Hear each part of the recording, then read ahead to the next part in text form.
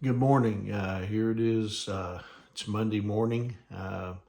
Already Monday morning. It seems like the weekends go awfully fast. But anyway, today is April the 15th. We're halfway through the month of April, and this month is flying by.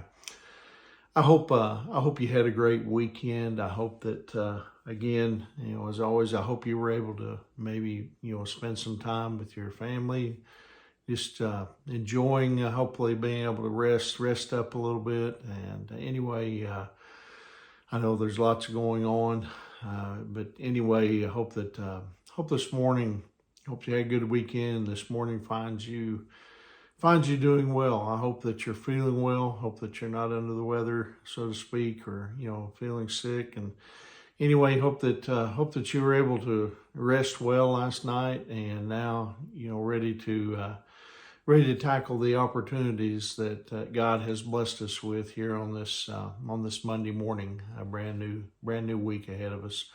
This morning, I want to share with you a devotional entitled "The Believer's Great Hope."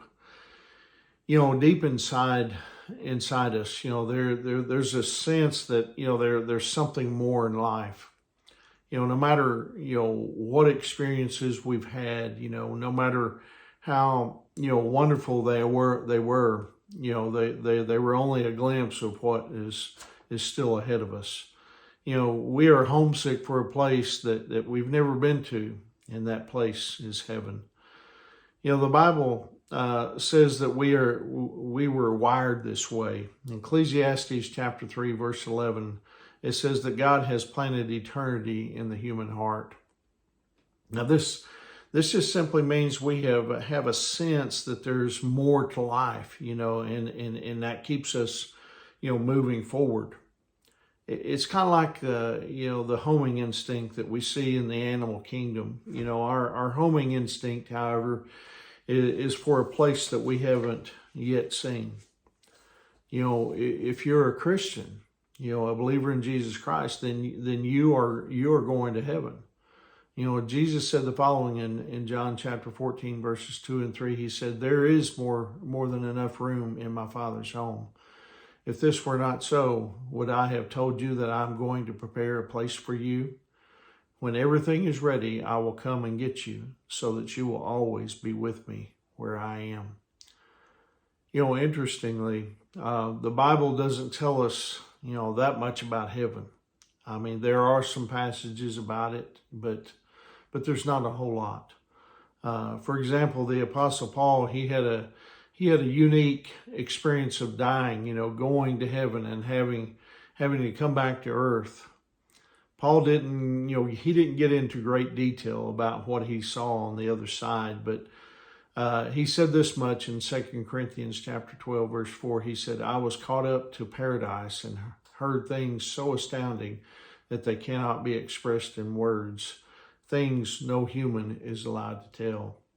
See, for us to try to understand something as glorious as heaven would be kind of like, a 6-month-old baby trying to understand an explanation about the beauty of Hawaii. It's very hard for us to wrap our minds around. I mean, no matter, what happens to us, here on this earth, it pales in comparison, to this great hope that we have.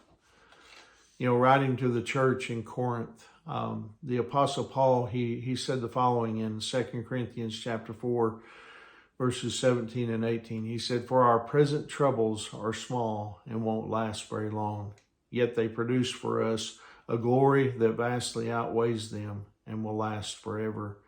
So we don't look at the troubles we can see now. Rather, we fix our gaze on things that cannot be seen. For the things we see now will soon be gone, but the things we cannot see will last forever." This is the hope of the Christian. I mean, there's a better world ahead, I assure you.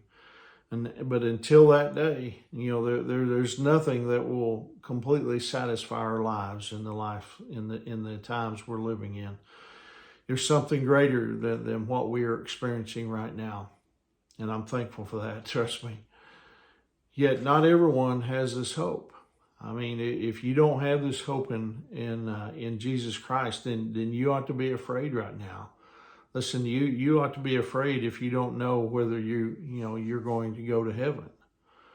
The believer, has great hope beyond all this.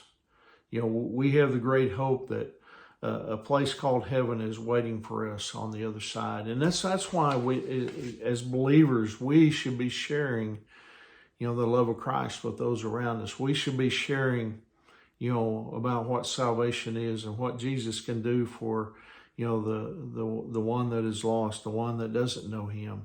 And so I pray today, that you have an opportunity to share that with somebody and let somebody know, what it is that makes us different.